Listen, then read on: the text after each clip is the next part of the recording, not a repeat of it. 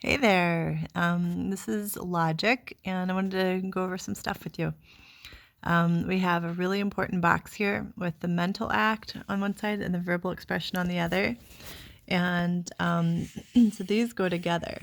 So we have the simple apprehension as the mental act for the verbal expression of a term. Judgment goes with proposition, and deductive inference goes with syllogism. It's just a bunch of language we just need to learn. So simple apprehension in a nutshell is, I'm going to turn this around. Oh, I took a picture. That was neat. Can I turn it around while I'm doing it? Nope, it won't let me. Okay, so I can't see myself. And so a simple apprehension is when you understand the meaning of something, but you don't say its words. You're just kind of like visualizing something in your head. That's a simple apprehension. The term is what we call it. And so we have all sorts of things. I'm kind of going over all sorts of chapters here that we've covered up till now. One of the important things was a simple simple concept or a complex concept, and concept is another word, I think, for simple apprehension. And so like a chair would be simple, a man would be complex because there's lots of facets of it. We did that Porphyrian tree, and that kind of goes over the notes, how many notes you have, and some of the notes were material or not material. I'm going to pause it and I'm going to show you the tree. Okay, so we have focus, substance, material or immaterial. We have their bodies. Are they inorganic or organic bodies? So this is spirits would be immaterial for bodies. They have a body, but they're not really alive anymore, or ever were, maybe. Stone and wood, metals, they're alive. We can come up here to, are they sensible or insensible? Insensible is like trees and shrubs and herbs. Sensible, it says, all right, what kind of animal is this?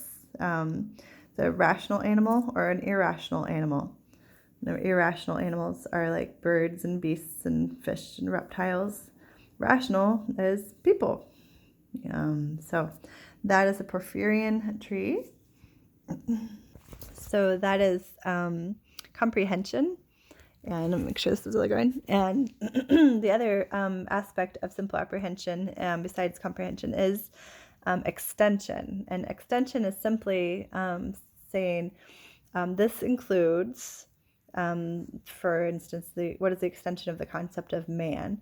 All men who have ever lived, who are now living, and who will ever live in the future.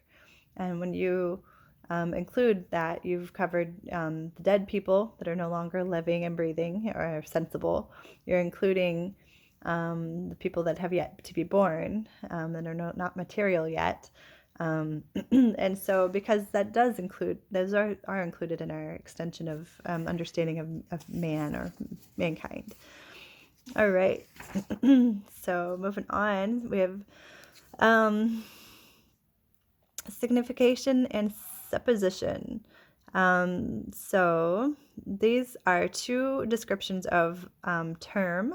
Term is like what we call something.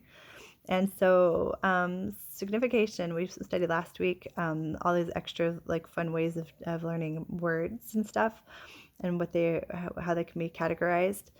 And you might remember univocal, which is basically like, a tool, something that cannot be described any other way. I'm looking at my djembe and my dolak. Those are specific names of specific types of drums, and they cannot be interpreted any other way. I never say, oh, I'm feeling really djembe today. No, it's not misinterpreted as something else. It really is a drum.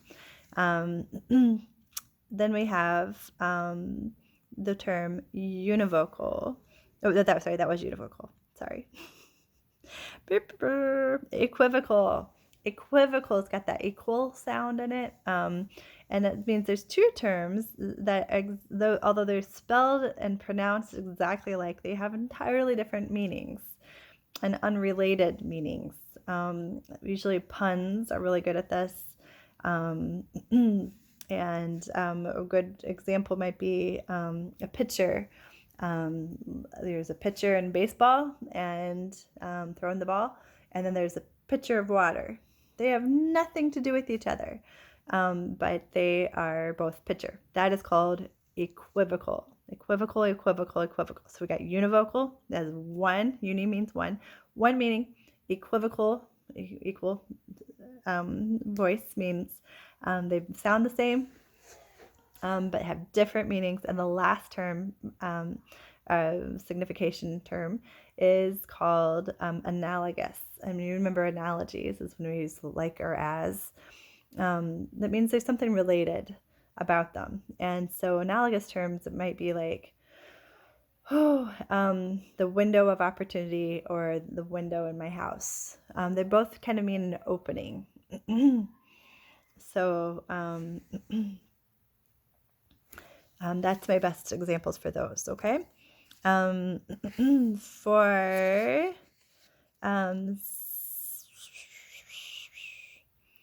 supposition, which is the other part of terms, there is verbal, mental, or real existence, okay?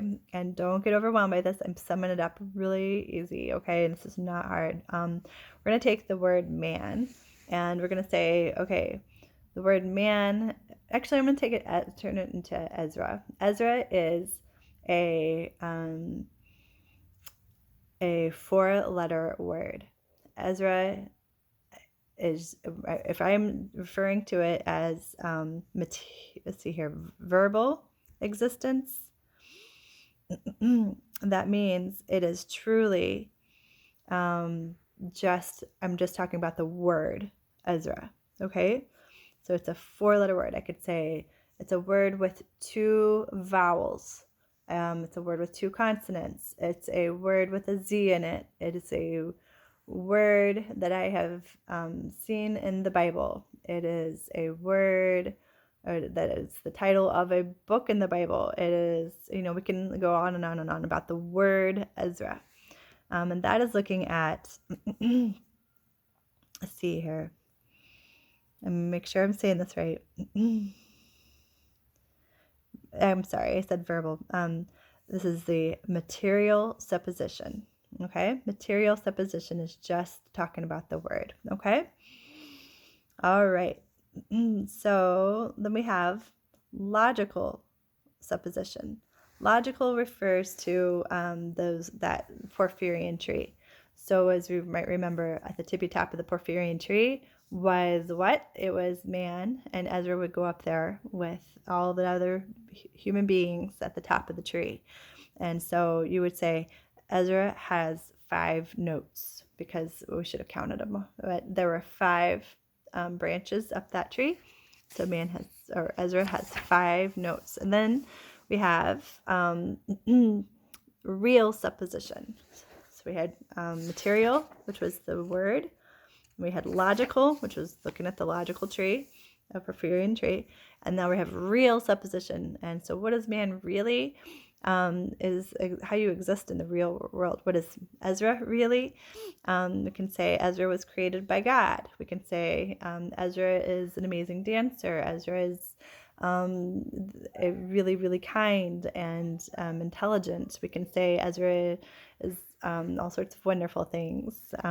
He's really good at finding good deals online and being thoughtful and working hard. And I could just go on all day about Ezra. So this is the real supposition about Ezra.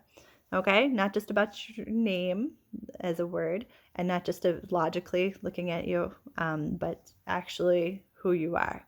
That is called the real supposition. Okay, so I'm going to bring it back to that thing again. So we've been looking at simple apprehension and the terms and different parts of that term, okay? So now we're going to move into judgment and proposition. Okay, I'm going to just pause it for a second. Okay, thanks for being patient. We're going to look at chapter 4, which is what we needed to be working on for homework for tomorrow. What is judgment? Judgment, as we looked at, is the mental act of a proposition, which is the verbal expression. So judgment is something we do in our head, right? We kind of make a decision, we think something. We just think something, we make a judgment.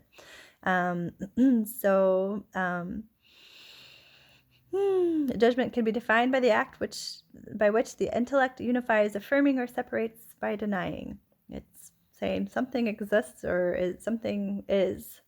It's basically a statement in your head that without being said out loud. It unites two concepts. So if the sentence is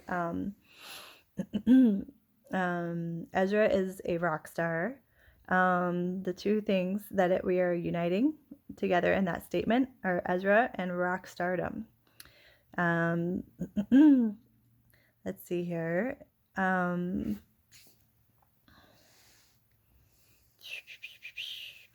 The subject is that which about we're saying something. It is a concept about which we're affirming or denying something. So there's a subject of every statement like that, and then there's a predicate, which is you remember that old song, a predicate is that part of a sentence that says something about the subject. Is that the predicate? That's our old song about predicates. So there it is. It's real life happening right now. We're looking at predicates and subjects, and the predicate just says something. Remember, it was like SVT DOP, SVT IO. How to go with the VLPN or VLPA? I think it's what the ending of those sentences were. VLPA. Those were sentence structures that involve predicates, and they always were like, can that word be replaced with the subject or not? And that's how you know it's a predicate. It can literally be replaced by it or completely described by it. So I say Ezra is a rock star, you are the rock star, and they can be described. They can be interchangeable in that, okay? So it is important that we know how to identify a proper proposition statement. A proposition is one of these judgments coming out of our mouth. It's being said and spoken instead of just thinking it. So we've got, for instance, how can I say, how are you today? Is that what do you think? Is that a proposition? Did I say any of the to be verbs in there? Am, are, is, was, were, be, being, been. So if I didn't say one of those, then there's no way for something to be something else.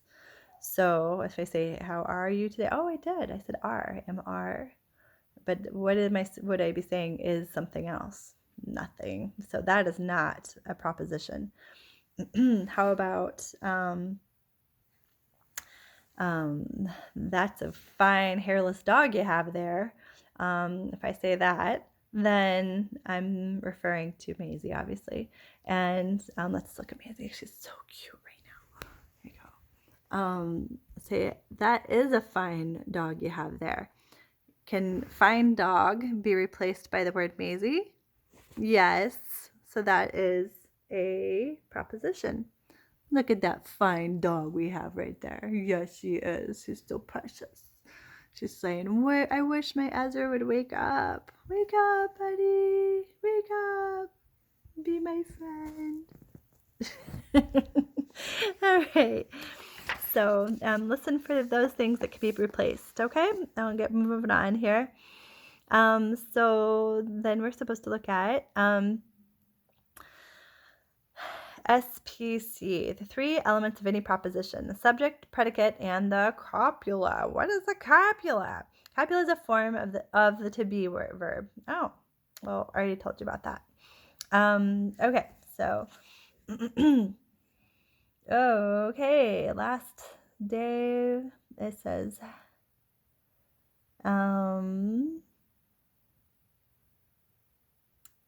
what is the best way to change a sentence that is not in logical form into one that is in logical form? Rework the predicate copula portion of the sentence to make it more explicit.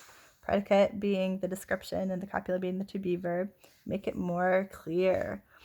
So that's how you can make that more easily identifiable. And I think that that's really great. So that's as far as we are in this whole book. I think I've covered all of traditional logic in just a few short minutes. Sorry it took so long. Anyways, I love ya and hope you have a great rest of your day. Bye.